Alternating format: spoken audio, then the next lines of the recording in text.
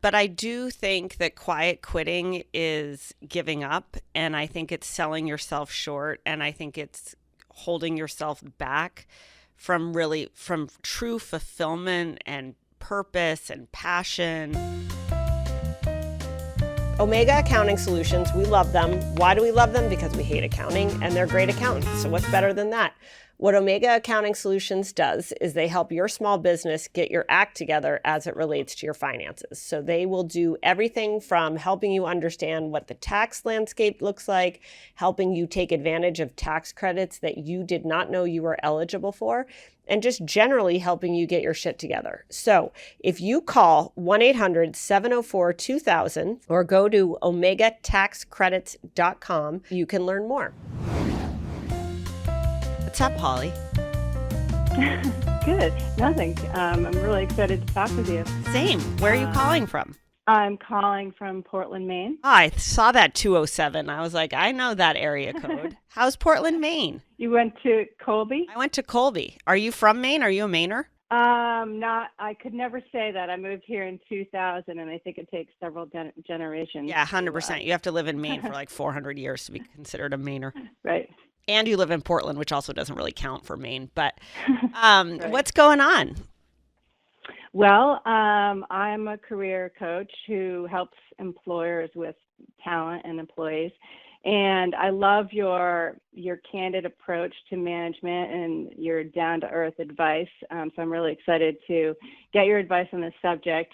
How do you recommend building teams in the era of quiet quitting? Oh, geez, Holly, you're going to get me in trouble because I have a lot of thoughts on quiet quitting. I probably should be I know. I've listened to some of them, but I love them. So keep going. Look, I think quiet quitting sucks. Like we've talked about this. Like, look, I think everyone's life goes through like all these ebbs and flows. And sometimes the work is very present and sometimes the life is very present. Sometimes it's the problems that are really present. And you can't be on all cylinders on all fronts at all times. But I do think that quiet quitting is giving up, and I think it's selling yourself short, and I think it's holding yourself back from true fulfillment and purpose and passion.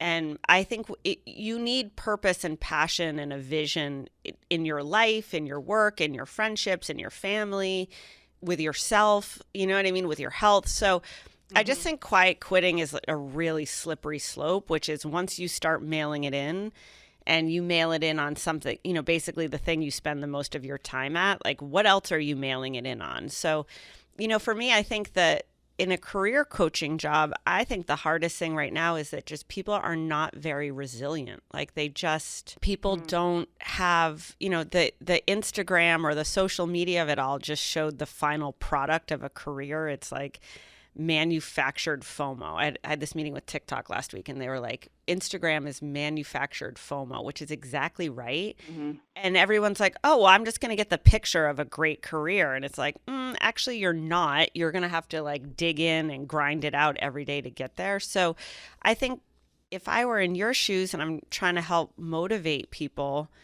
I think you've got to get it down to a personal level of like, what motivates you and who do you want to be at work? What do you want people to think about you? What is it you want to accomplish? What do you want to get out of it? And then starting from those, everybody has some motivation. Some people it's money, some people it's fame, some people it's validation, some people it's, access. And whatever those things are, then you've just got to put your career in that context, Yeah, and I think what I'm hearing is from a lot of my clients who are individuals who aren't that happy at work, and I'm sort of listening to their story and I'm thinking, oh my goodness, are they on the way to quiet quitting? What a lot of it comes down to is part of it's working remotely and people not feeling part of something and not being recognized, heard, seen. And, so there is this balance of what leadership how leadership might need to flex a bit with remote work to provide a bit more of the softer touch. But I hear what you're saying about the resilient piece, which is also a characteristic of today's era. Definitely. Look, I think that I think here's the thing about remote work. When you work remotely, you don't really you could work anywhere, right? You don't identify with anything.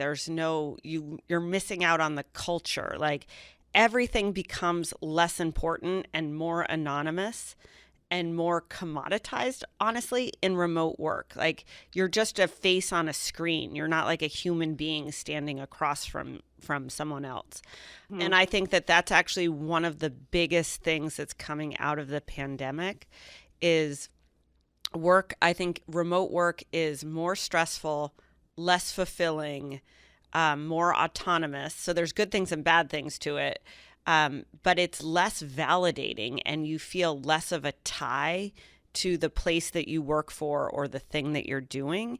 And I don't think companies have caught up with that. Like, I don't think that companies or HR departments by and large are like keeping up with like, how do you keep someone who never comes to the office engaged? How do you make them feel important? What is, like, what does that look like? What does that feel like when there's no face-to-face interaction? And I think that that's really hard. I think it's also hard for people to feel like they have a career path in remote work because what does it mean to get promoted? Do you know what I mean? Like everything just becomes kind of disattached, I guess. Yep. It's a tricky challenge, helping to sort of build a vision of a career when you're just working at home. Yeah, it's interesting. Like I was having a conversation with Penn, who's our parent company, and their corporate office for the most part is remote. And so when you're remote, like they don't get access to execs, for example. Like you don't see your CEO wandering around the hall when you're remote. You don't have the like conversation with someone walking in and out of the bathroom when it's like remote work. You have it like with your cat. You don't get a feel for things. And I think that's really hard because you almost lose your bearings of like, where do I stand here? And then the second thing is you're totally dependent on your manager to give you all of the feedback. Like your world almost becomes very small. And if your manager is like a bad communicator or you're in a group that's kind of like lost or not super functional, then it can feel really bad. That's a good point. I love what you're doing and I love Maine. Well, this made my week. Thank you so much. Awesome. Thank you so much. We'll see you later. All right, Shady Rays. I have my Shady Rays right here. I love Shady Rays. You know why? Because I can never find a goddamn pair of sunglasses. I will be like rummaging through my house. I'm about to go to football. I'm about to leave for work. Never have a pair of sunglasses anywhere. When I do find them, they're like underneath a car seat or a book in my bag is shoved on top of them. What's awesome about Shady Rays is that they're super durable. They're insanely affordable and they're made of great quality and they come in literally hundreds of styles. So you can go to shadyrays.com and get the very, very, very best deal of the season, which is 50% off 2 or more pairs. So if you go to shadyrays.com and use code TOKEN, you can get 50% off 2 or more pairs. Hello? Hello? Yeah. What's up? It's Erika. Where are you calling from? I'm calling from Portland, Maine. No way!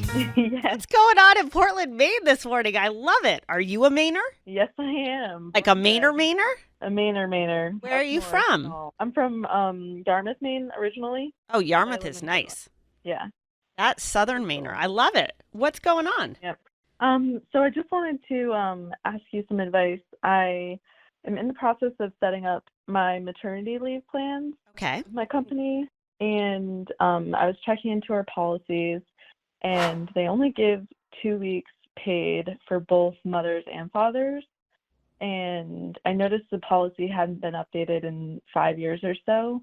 And I was just wondering what advice you'd have on proposing new policy for maternity leave or holding those conversations without coming across as entitled or overstepping. Wow, only 2 weeks. That's crazy. Yeah. Is that legal? I'm shocked. In Maine, yep, it is. Wow.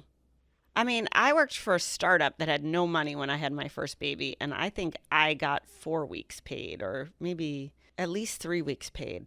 Okay, wow, that's tough. Okay, so here's what and are you planning to take 3 months off? Are you like how much time are you planning to take off? Do you feel comfortable? Yeah, I'm planning on taking 3 months. Okay. There is some short-term disability that I could apply for, and then the federal laws that I can do. But Yep. other than that, I feel like it's. So, okay. So have you had a conversation with anyone at work about this? I approached my HR and my manager. What'd they say? But my manager directed it to HR, and she basically said that the policy was up to date and that they haven't had any new conversations about it. Are there a lot of women where you work or no? Yeah, I mean, my CEO is a woman.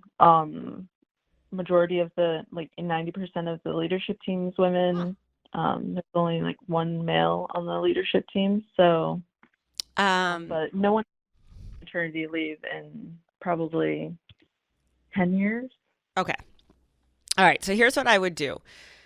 One is I would sit down with the HR person and I would just say like, hey, I'm starting to prepare for maternity leave. This is such an exciting time. I also, it's a stressful time financially because I'm trying to figure out how, we're creating a new member of our household and how you're going to make your finances work when you're out of work for, X amount of time. And I would say, it seems to me like our policy, I wanted to check in on our policy and to just get a sense of where it's at and how this works for the employee. I think the second thing you might want to say is, hey, it looks like the policy hasn't been updated in 5 years. Is this what the company intends to do? Is this where the company intends to be? You might want to subtly say like, hey, I know there haven't been, no one's had a baby here in the last X amount of years. So I realize I'm the first one in the last, 5 years of time or whatever time. And I would just want to be sure that this is as current as possible and that this is where, you all stand and you guys feel good about it. I would find it hard to believe that a female-run company wouldn't have one of the more progressive maternity paternity policies in the region, right, versus a male run company. But I don't think you're coming off entitled. I think what you really want to lay out is like, hey, this is a great time. It's a stressful time. I want to understand the full depth and breadth and the scope of our coverage and the company's support for people who have babies. I want to check in that this is current. And then you might want to, I don't know if you have any friends who work in other similar typed companies or other companies in Maine, just to get a sense of like, what are their policies?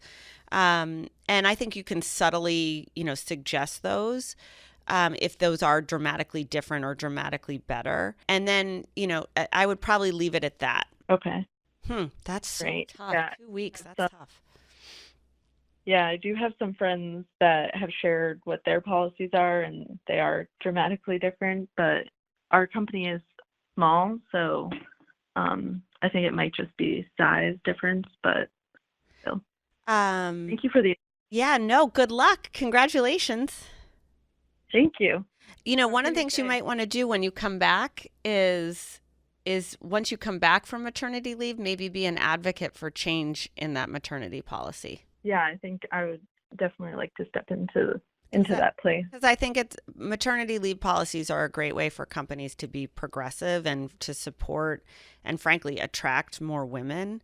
And you might want to subtly make that point now, and then you might want to really help advocate for it. Awesome. Well, thank you for the advice. Okay, great. Thank you. We'll see you later. All right, I don't know about you, but about at this time of year, I'm like, I need to lose like 5 pounds. I'm super unhealthy. I should drink less wine. There might be something wrong. Maybe I'm anemic. What are my issues? I don't know. I have these thoughts all the time. What's great about Everlywell is Everlywell sends me an at-home kit where I can figure out, hey, maybe I have a thyroid issue. Why don't I take the test? Maybe I have a women's health issue. I'll just take the test. They send kits to your house. You can take a test that indicates what might be up with you in the privacy of your own home. You just take the test, put it in the prepaid shipping label, send it back, and then a physician gets back to you about your results. So what's better than that? Take control of your health, figure out what exactly is going on to you, work with great physicians, all from the comfort of your own home. You can get 20% off if you go to everlywell.com/token. That's 20% off at everlywell.com/token. Let's go. I'm never gonna have a better call than this. Hello. Oh my gosh, I got back. You cannot be a pushover. Nobody is gonna respect you. We gotta get going on that. Be comfortable when you're 6. That's creepy. You're also stunting your life. I don't know if that was helpful.